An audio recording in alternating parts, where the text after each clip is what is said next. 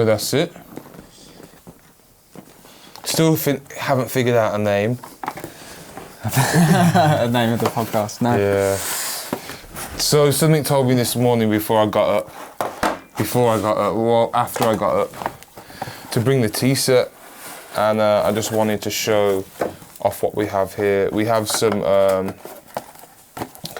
hey cha, call it black tea or dark tea. So it's fermented. Fermented. Is that the sort of black tea you'd find in this country? Good question. So if the black tea, that's actually red tea, hong cha. Okay. Yeah. So and then this is hey cha black tea, and yeah, it's fermented. It's a bit different to the other ones. So, okay. Yeah.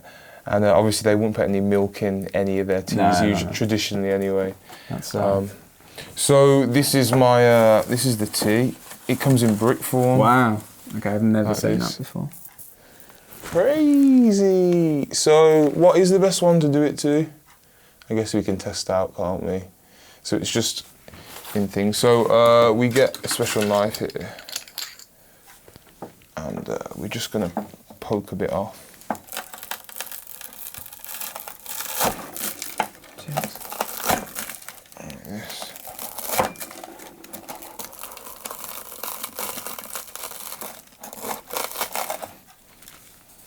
Is this normal for, if you were to go around someone's house in China? Maybe not necessarily this tea, but they might drink like green tea or give you something, yeah. Would they use this all the time? Not necessarily. Some houses might have a setting, but maybe like I've been to a couple of Buddhist temples and they might invite you in and come and have a little tea where there's like a lady that she does the whole ceremony for you. It's really nice. Some people are into it more than others. So I'm gonna guess today we're gonna have 5 grams. So these are my scales somewhere. Should we have 6 grams? We're having 6 grams. That one big block is 6 grams. So we're gonna have 6 grams of hey cha black tea or dark tea. And it's going to be good. I'm guessing as well this is naturally caffeinated, a bit like green tea? It is, it does have caffeine in, yes, I believe. But I've heard the caffeine in like green tea and other such teas is slightly different to the one in coffee, so it doesn't have the same kind of stimulating effect. Yeah. Maybe much more mild. I've also heard of people, they steep green tea once, and then that gets rid of like 80% of the caffeine, and then they have the green tea. They know what they're doing. Then they, the green tea they have then is much milder, but I love a caffeine hit. So we're gonna put this into our beta here. I've just had some hot water. It's pretty hot. It is pretty hot. We'll just start this off here. So you pour it up to the top. It's been a little bit of a while since I've done this. Goes in here, and then you go round and round. Get a space.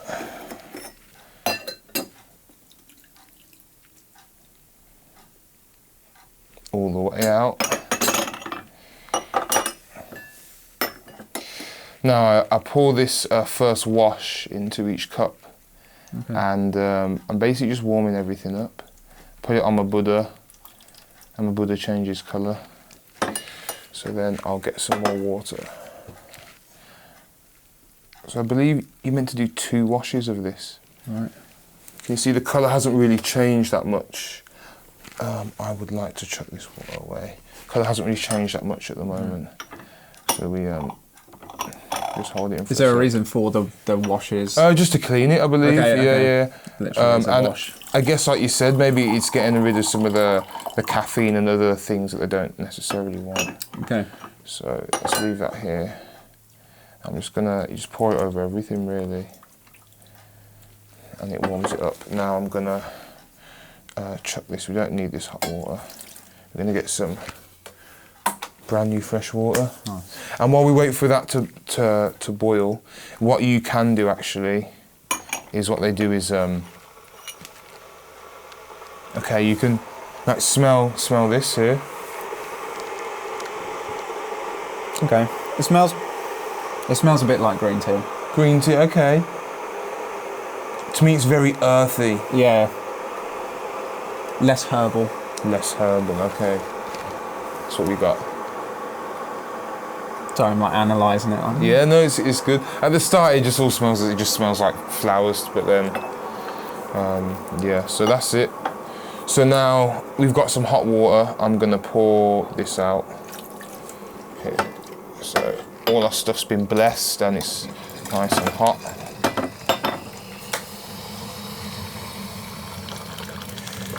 So we don't have to use that 100 degrees, however, we are today. Would you typically let the water cool as well? Some want it at like green tea's about 80. Yeah. This can be like from like 90 up. Okay. I think like oolongs you're gonna put like 100 degrees. So this is it. I think it's worth noting as well, all of this stuff is from China. This right? is Chinese, yeah, it is Chinese, and I guess because I lived there for a few. Now you can see the colours change, if you noticed, but now it's kind of really more vibrant. Which one is it here, or is it here? I don't know. And I meant to pour you first, and I pour you. Cool. Thank you. So I guess this is first time on our thing. Oh, I guess the polite way. I'll tell you. Here's a trick. You just tap on the table or even here to show like just a way of saying thank you. Because I guess I'll be constantly giving you tea and just to like acknowledge it. You just tap. That's no words. No, I don't have to do anything. Right, yeah. So next time you're in China, just a little tap and then no. That'll impress them. Yeah, you don't have to be able to speak. And actually, slurping is meant to be good. Okay. You're like oxidizing it, and you're allowing it to cool, and the flavors are meant to develop. I know that professional coffee tasters, the guys who get paid to seek out the best beans and roasts and that sort of thing, they all have their little spoon. It's really slurpy. That tastes like good tea to me. That tastes great. Yeah, that like it. Great. Cool. One thing because obviously a lot of people in this country have tea. Tea is a normal thing, but normally it's a sort of tea that your spoon stands up in, like sugar, milk. Okay, the whole lot sort of thing. It's a different vibe. And and as well, I think if you buy black tea or have tea without milk that's maybe of Asian origin from the supermarket, people steep it for minutes at a time. It's intense stuff, I think. That is a legitimate alternative way to do it, just like the Western style, steeping it, using less tea and steeping it for longer. That's just not. But I think it's intense, and I don't think people treat the thought of steeping something for not many seconds and then having it. I know, it's crazy, isn't it? It's such a massive difference. 8 times just going through the same little bit of tea. And that's great though. Yeah. So I learned, someone told me that I should always make sure that everyone else has tea but me. Luckily, it's only you today, but when there's like 6 people and I'm there, I'm basically not serving tea. It's my job to make sure you're all having tea. Way, probably by the time you get to the 5th one, the first one's finished. So exactly. Let me get you some tea. But really, it taught me to be a lot more patient actually, and to be more giving. And I was like hosting these like tea parties, and it was all about like just them guys enjoying the tea. Yeah, I feel like it's difficult to, like if you go around someone's house in this country and they ask for a tea or coffee, they might make you a coffee and you go, it's not the best coffee I've ever had. Yeah. But then when I'm watching you do this, and it basically it's hard not to enjoy it. Yeah. It's impossible not to enjoy it's like sort of thing. When you first started to learn to cook and you cook your own meal and it's burnt and nasty and no spice and you're like, it's the greatest meal ever. Do you know what I mean? Got to tap. So that's that. But on that note as well, the first time you cook your own meal and then it might not be that great, but you decide to present it nicely. Yeah, all of a sudden it tastes. Yeah, I know what you mean. It tastes a bit better. You've had to put that hard work and effort into it. Not that it's not delicious, but this is like. This is almost the best tea I've ever had. I'm not a heavy tea drinker, but and I've not been to China sadly. But good. Okay, so the topic for our first episode was why we got into karate, or why you should study karate. Yeah, I think. Yeah, this is going to be a bit of a mad topic between us because, well. Let's do introductions first, because they're going to be vastly different as soon as we start touching on karate. Sure, okay.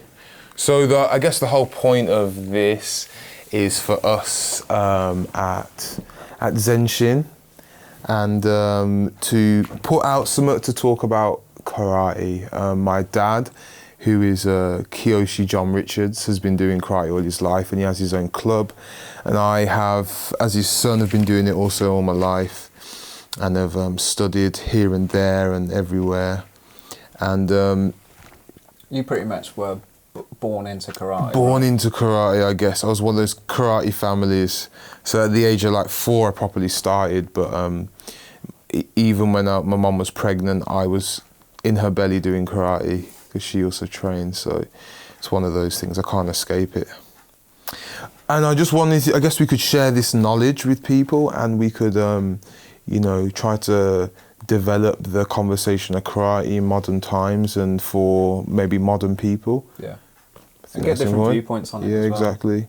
And so I teach 6 days a week, 7 days a week at one of the clubs that my dad initially started.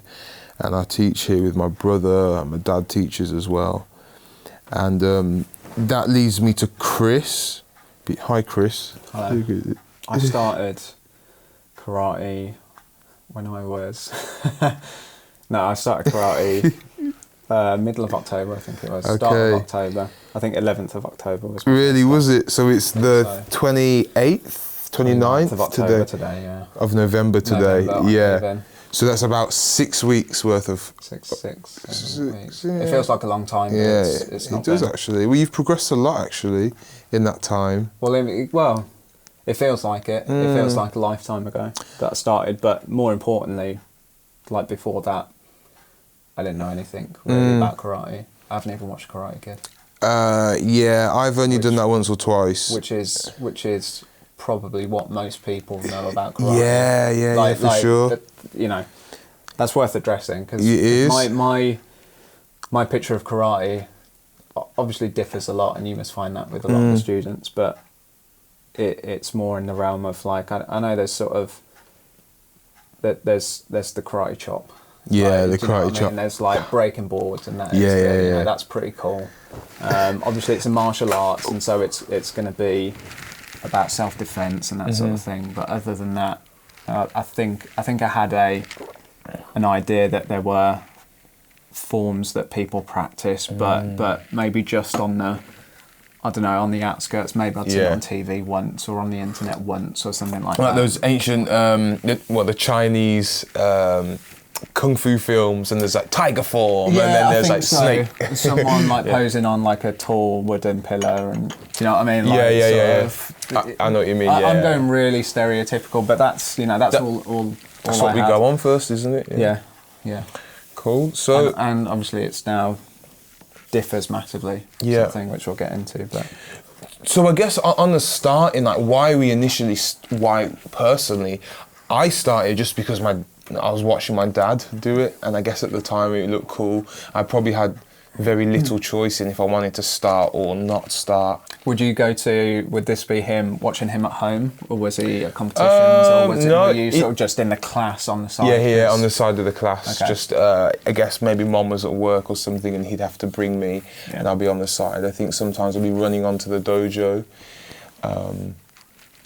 But yeah, you know how we have parents that come in and bring their babies in, and some of their younger siblings that might be 2 or 3 years old will stand on the side and be copying shouting and ki-ing. So it's quite a natural thing to do. Yeah. And then it just developed from there. Yeah. Yeah. Go on. So then, why you initially wanted to start? Then how? Yeah, that's a good one, because I hope that I'm not the only one who, as an adult, wanted to start karate for fitness reasons. But that was the main one, I think, that fitness and accountability. So I was like, right, you know, I might not find it difficult to go to a gym, but I know if you go to the gym with someone else, all of a sudden, you know, come on, let's go to the gym, let's do this physical activity, and, you know, it keeps me fit, keeps me going. So I was like, you know, karate might be quite good. I'd done fitness classes before, like in the gym, 3 classes. I was like, I know being in a group helps a lot. And other than that, I think the grading appealed to me, like the progression. It was like, cool, do this thing. I didn't know what a syllabus looked like, but I figured that I'd have to be so good, and then I'd get given a belt or something like that. Standardised. Yeah, you know what I mean? or just, I'd say I knew more about jiu-jitsu than I did karate before starting karate. Okay. And I know in jiu-jitsu it can differ, or I'd seen people who had been, say, practicing for months and months and months, and then they don't know that they're getting the belt, and then they get the belt, and I was like, what? And you see videos on YouTube of people's reaction, they're quite teary and they're quite overwhelmed. Like they surprise them in class, like with their belt or something like that. It'll be like sort of a grading time, it will be, and maybe there is grading, but then they'll be like, oh, and we've got one more we'd like to present. You with this one. And you know, because they've shown dedication, they've shown everything. It's a bit romantic. It's a bit like, wow, imagine trying at something and getting a belt and being presented in front of, you know, something to be proud of as well, and that sort of thing. So that appealed to me as someone who enjoys a bit of learning and a bit of growth, but also the fitness as well, the accountability. I thought, if I'm paying for something, I'll go to the class and I will get fitter. Yes, exactly. And it'll keep me on track in regards to eating and fitness. So those are the main ones, and I don't know if you, from the adult students that you talk to, and there probably aren't as many as there are younger kids, but that, I'm guessing that's about the right reasons that other people start as well. I think so. That tends to hit the nail on the head. Some people have like more confidence issues and stuff like this. Some people want to meet friends and have more of a social side to it. That was a big one for me. The self-defense. I think it was less. It's a bit. It's such a broad one, because you think, if I ever got in a fight, I'd want to handle myself. But realistically, in this day and age, especially for me, like I'm not going to be in a position where I'm ever really going to be in a fight. I'll probably, I'll be willing to bet money on it. I'm probably never going to get into an altercation in my life. Like, you'd hope not. I don't go out. I don't go out drinking. I'm not a bouncer as a day job. Like, those sorts of things. In this day and age, in this country. You don't put yourself in that situation. In this, just being in the city, that situation doesn't come across a lot. But I knew as well that people who do martial arts, they walk a bit differently, and they carry themselves a bit differently. A little bit differently. Yeah. Okay. Yeah. You think, sort of less bravado, but I'd say I might walk down the street and I might be a bit scared late at night or something like that, a bit uncertain. And now, even in the sort of 6 or 7 weeks, it's slightly different. You feel that's good. Different. So that's what I wanted as well. That's I didn't know exactly what I wanted, but now it's confidence, and I'd say less self-defense, more just confidence. That is, you got it. The kid, I had a kid recently join, and his parent was saying he was getting a little bit bullied. They've got a kind of a small problem or disability, and they were kind of getting picked on for a bit. And he's been here for a week or two. I ain't taught him anything amazing. Maybe Arguki, punching, Gakuzuki, moving out of the way. And he comes and tells me in the last class that this kid was picking on him again. And he did what we practiced in class, like step back block, Arguki and a Gakuzuki. And then he said he kicked the kid as well, and the kid left him alone. And this is after a week, and it's not like his technique ain't the best, his block ain't the best. It's the confidence. It's like the backbone to stand up and not take it, and that's it. There's not no secret move. The kid just he'd practiced it in class, hadn't he? Feeling uncomfortable, being someone throwing a punch at him, and now he, even in a week, 2 weeks, he feels the confidence to do that. That's so crazy. How old was he roughly? He's like a 10-year-old kid, 12-year-old kid. So he's got problems. You know what kids can be like. Yeah, bullying and picking on. Even kids without problems, though. Yeah, exactly. Like, benefit massively. But if I heard, like, I've got a son, and we talked about the confidence, didn't we? we've done intros. You've done karate for ages. Yeah. I've done karate for not ages. I do think he talks about the walking round part. I do feel that, and I do notice it, and it is a big part. And I think, self-belief that you have some kind of self-defense capability in times of danger. And I don't know what it's like not to feel like that. Yeah. I don't always feel secure and safe. However, I've always known I've had some level and probably generally more than average training. Yeah. You're going to be stronger and faster than the average person walking down the street. Yeah, I could say that. I've always been like relatively fit. Yeah. But then again, I still... Me and my brother were talking about how we almost have like... You're always aware, you're hypersensitive to it. Having a dad that has done it all his life as well, you're constantly just... it's about, you've got that brain of like a bodyguard where you're constantly looking out and just checking and seeing if things could be dangerous or does that person look shady or why are those people lurking there and things like this. So it can get tiresome, but... Do you think, hitting on that, do you think people pick that up pretty quickly? Like is that one of the selling points of karate sort of thing? I think people are all after different things, but I think for most adults, they're going to notice it the most because they're the ones that are responsible for it. I think the kids, they can still live in kiddie land in their head and it doesn't really matter. Maybe some of the kids that have to take their self-defense into their own hands now kind of like step up to it, don't they? But in that sense. So why do most of the kids come into karate? I'm assuming it's not by their own choice, mostly driven by the parents, right? That's an assumption. I think the same reasons why their parents would want to join are the reasons they make their kids join. Yeah. They have this preconceived image already of what karate will give to them, and maybe had once given to them as a child. Right. Okay. The parents trained and then stopped. Life happened and then the kids train. Yeah. I think the kids also is backed up by cartoons and movies and superheroes, so it's very good for me to work on the imagery of that in class of trying to be a superhero rather than a supervillain. Yeah. Okay. And I think for them, well, especially the boys, it really builds on that, being good and being up for justice and being kind and being respectful. Yeah. So I think that's something everyone can kind of get on board with. I think most people don't realise. Yeah.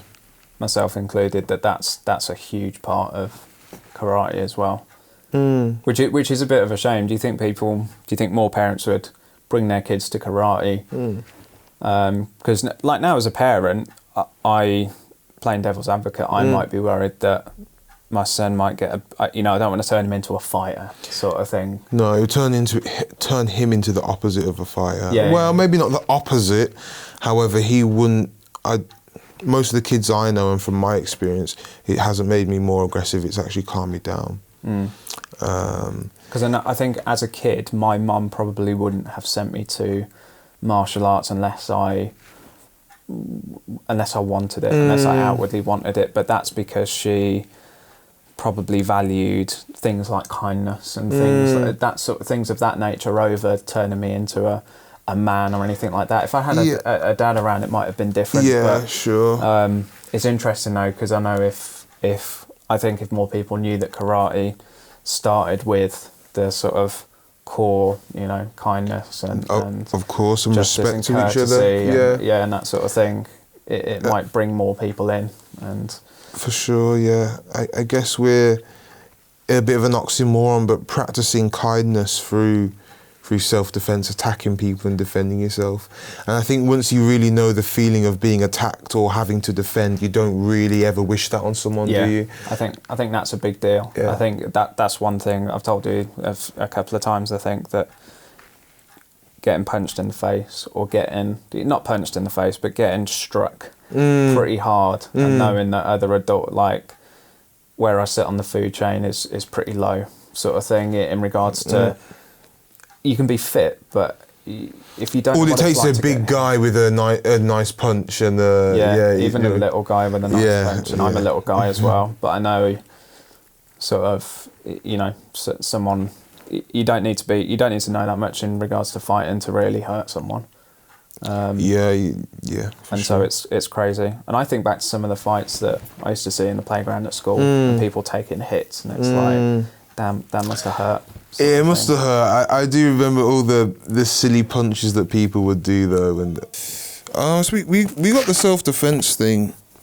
I think are these things the same throughout all martial arts?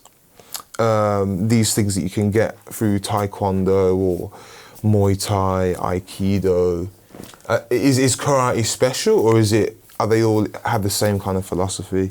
I think if you do something like, I think there's a differentiation when you go to like jiu-jitsu and boxing. You see much less reverence. I wouldn't say less respect, but there's sort of, it's almost like it's unwritten that you sort of, when you start boxing or something, that you're weak, so you listen to the coach or whatever it may be. And similarly with jiu-jitsu, you sort of, there's not a lot of, like I say, reverence, or it's not encouraged as much, perhaps. Okay. And I know I've done a tiny bit of jiu-jitsu, and really, there's a lot of respect. There is a lot of respect, but it's also quite intimidating. Okay. And so when the surprising things when it comes to going to like jiu-jitsu or boxing for the first time might be how powerful people are, how quick people are, how how much they look like a fighter, sort of thing. Athletic, Whereas the surprising things here are how much respect people give things. Your ability to listen, maybe, and things like that, and just showing that you're improving yourself, necessarily. Yeah, and that your status is determined by your belt, but your belt rank is more of a reflection of not how good you can fight, but how good of a student you are. Yeah, perseverance to the. Yeah, like if I see a higher belt grading, most of them are well under, probably half my age, sort of 15 and younger, and they are like, looking at them, I'm like, wow, they know so much more than I do, and that's inspirational. Obviously, I think, man, I wish I was like that at that age, but more importantly, I those were the surprising things starting. But I think I can't say I've seen much from other martial arts that are hail from Asia, but I expect it's about the same. A lot of respect and obedience and. Sure. I think the Western martial arts, like boxing, I guess, it's all about discipline and respect. I guess they package it in a different way. It comes the way an Asian or Japan in the ancient times, how they understood showing respect and humility. It might have been like different to what maybe like a Western training boxing class would look like. Do you know what I mean? Like, we start in line like this, like almost like military. We bow us. We go down like this. We come into Caesar position. That's not in our like Western mindset necessarily. Yeah. So it's more about it's pretty much about the origins of it. It's just that's not weird in Japan to bow. Yes, it's the culture, isn't it? Yeah. Exactly. I had a friend who recently went to Japan who said he was on the train and the conductor sort of walked past his seat, checked ticket, carried on. He walked through to the next carriage, turned around, bowed after the door closed. Then before he entered the next carriage, he bowed and walked in. And it's like, that sort of sums it up. It's not that karate and all of these martial arts are different. It's just that they still are very traditional, which is a good. Sure. It keeps the good things from the traditional side. Yeah, for sure, definitely. And I do think you mentioned about having that like being held accountable or like having a mentor. I feel like for me, like you could go to the gym and work hard, but my role as sensei is to work you hard, and to shout. Well, sometimes shout at you, to hit you, to touch you, to this way, to fix you. And I feel like having that sensei there to work with you is really a really thing to treasure, more so than working alone at home doing this and that. Yeah, it's virtually impossible to get that at home, and even when you go to the gym, obviously a personal trainer will sort of do that for you. But I know I'm the sort of person that prefers someone to be quite shouty and quite. I'm a bit intense. I'm a loud teacher. I'd say the intensity is differs though. I'd say you're all the people that teach your family that teach here are all intense in different ways, sort of thing. None of you are like I'd say none of you are like military or anything like that. Ooh. But then I see your dad, I see Kiyoshi, and he will be in a stance, all of us in a row, and almost like a scene from a film, he'll walk up to one of the kids and go, "How's your stance?" and floor them, sort of thing. And I'm like, I'm like, that's great, man, sort of thing. Obviously, I don't want to get caught out by it, but I'm like, it's the fear. If I do, it would be like I'd be smiling as my head hits the ground, sort of thing. So, whereas you don't do that, it's sort of intense in a different way. Yeah, okay, but that's huge, sort of thing. That's it's at least for me anyway. I know I'm sort of discipline is something that a lot of people struggle with. So I think it's so easy, instant gratification kind of culture, isn't it, these days? Yeah, it is. And there's got to be incentive there. I know when I've gone to the gym in the past, the only reason I've gone consistently really is if I've had someone to go with, or it's less about the results. So in parallel, it's less about the gradings here and more about just the constant improvement. Yeah, for sure. The grading is almost like a little bonus. Every section, every little small chapter. And it's good to make sure you don't skip too far ahead, obviously. For sure. Sort of and it standardises everything and all this. But that's huge. Like I think of my work, and I think of places I've worked. So in corporate culture, 9-to-5 type job. It's quite rare to get a blueprint for success. So it's quite rare to sit down with a manager and your manager tell you, right, here are the 5 or 6 things you need to do over the next 6 months to get a promotion. A lot of the time you're sort of left just to do your best and question, am I really doing that well, or that sort of thing. And which I think is to the detriment of what, if you are a manager or you're being managed, that's not really a way people thrive. Whereas here it's got it's locked in, it's not a new concept obviously, but it's that's a massive. I think if people sort of ask him why they might want to come to karate, it's not just to improve yourself, but you get a syllabus.